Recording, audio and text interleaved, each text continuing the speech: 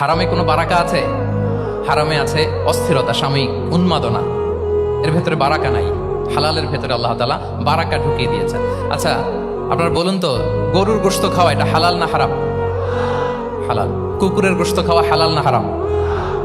আচ্ছা, গরু বছরে বাচ্চা দেয় কয়টা? গাভী? আচ্ছা একটা। কুকুর দেয় কয়টা? কয়টা?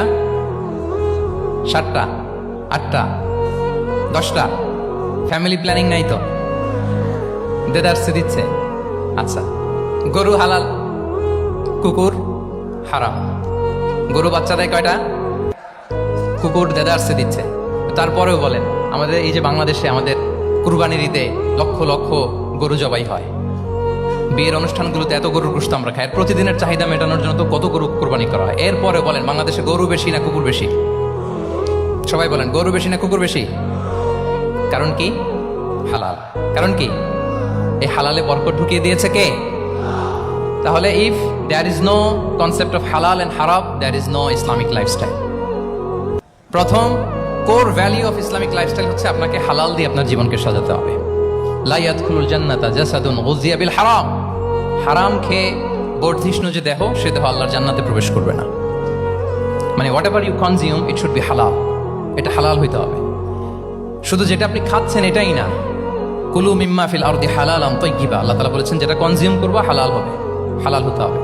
তো এটা শুধু এত ন্যারো কনসেপ্ট না, আপনার জীবনের সবটাই হালাল হতে হবে। ইউর ফুড শুড বি হালাল, ইউর ড্রিঙ্ক শুড বি হালাল, ইউর ইনকাম শুড বি হালাল, ইউর ফ্যাশন শুড বি হালাল, ইউর এন্টারটেইনমেন্ট শুড বি হালাল। সবকিছু হালাল হইতে হবে।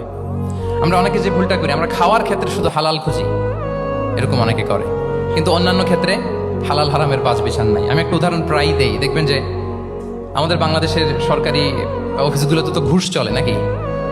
আল্লাহ ঘুষ থেকে এই জাতিকে তুমি হেফাজত করো। আচ্ছা, দেখবেন যে আমাদের বিভিন্ন সরকারি অফিসগুলোর মুসলিম কর্মকর্তারা তারা ওয়াইন খায় না। আমি দেখেছি থাইল্যান্ডে গিয়েছে, চায়না গিয়েছে অফিসের কাজে, ওখানে হালাল রেস্টুরেন্টগুলো খোঁজে, কারণ মুসলিম, তার হালাল খাইতে হবে। তো সে ওয়াইন খায় না, পর্ক খায় না, কারণ ইসলামে এটা হারাম। আবার অনেক হিন্দু কর্মচারী, সে আবার গরুর গোশত খায় না, কারণ কি তার ধর্মে ওইটা হারাম। কিন্তু এই মুসলিম কর্মচারী, হিন্দু কর্মচারী দুইজনের নির্বিশেষে মাশাআল্লাহ ঘুষ খায়। এরকম হয় না? দেখেন, মুসলিম ওয়াইন খায় না, পর্ক খায় না, তার ধর্মে হারাম। আমার হিন্দু ভাই গরুর গোশত খায় না, এটা তার ধর্মে হারাম। কিন্তু ঘুষ আবার দুই ধর্মে হালাল নাকি?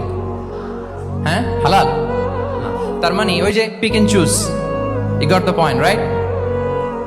পিক এন্ড চুজ করেছে যে আমার ধর্মের এই নিয়ম আমি মানবো, কারণ এটা আমার জন্য খুব ফ্লেক্সিবল, এটা খুব ভালো লাগে। কিন্তু যেটা কঠিন হয়ে যাচ্ছে, যেটা তার বিরুদ্ধে দাঁড়াচ্ছে, ওইটা সে মানে না। তাহলে পিক এন্ড চুজ করার কোনো সুযোগ?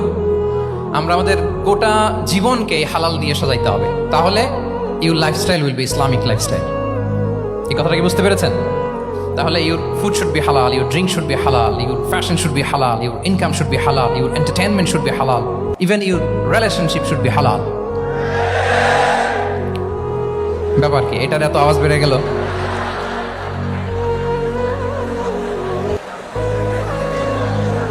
এটা কমন পড়ে গেছে নাকি? আচ্ছা বলেন, হালাল রিলেশনশিপ কোনটা বলেন? এই যে, এই তো আসল জায়গায় হাত দিছি বোধহয়। আমাদের শিক্ষার্থী বন্ধুদের মধ্যে বিবাহিত আছি আমরা? হ্যাঁ, কারা কারা আছে দেখি তো, দেখি দেখি। মাশাআল্লাহ মাশাআল্লাহ, ঠিক আছে ঠিক আছে। আমাদের বোনরা উপরে আছেন, মাশাআল্লাহ, অনেকে হাত তুলেছেন, আলহামদুলিল্লাহ। এই তো আমাদের যারা হাত তুলছেন তাদের জন্য একটা তাকবীর দেই আমরা, আল্লাহু আকবার।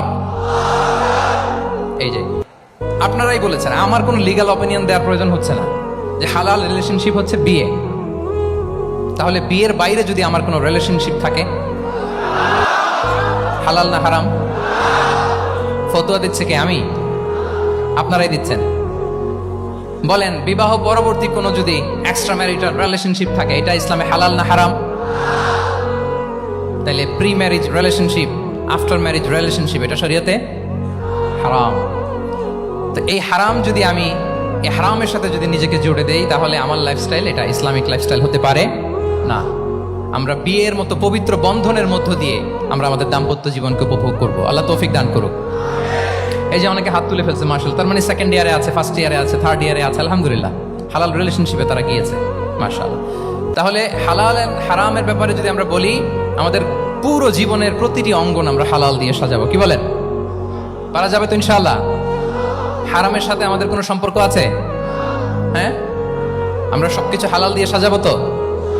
হারামকে আমরা না বলে দিব না, নো। আজকের এই জহির রায়হান মিলনায়তন না, এটা কি নাম? জহির রায়হান মিলনায়তনের এই হল রুম থেকে হারামকে আমরা লাল কার্ড দেখাই দিলাম, কি বলেন? হারামকে আমরা নো বলবো, আওয়াজ করে বলো নো। ওকে, নো টু হারাম। তাহলে the concept of halal and হারাম আশা করি আমাদের কাছে ক্লিয়ার। আমরা হালাল দিয়ে নিজেদের জীবনকে সাজাবো, হারামের সাথে আমাদের কোনো সম্পর্ক নাই। তাহলে একটা ট্রেইট আমরা শেয়ার করলাম, একটা কোর ভ্যালু শেয়ার করলাম, যে আমরা যদি হালাল মেনটেন করতে পারি আমাদের জীবনে, এটা হচ্ছে one of the core values of Islamic lifestyle.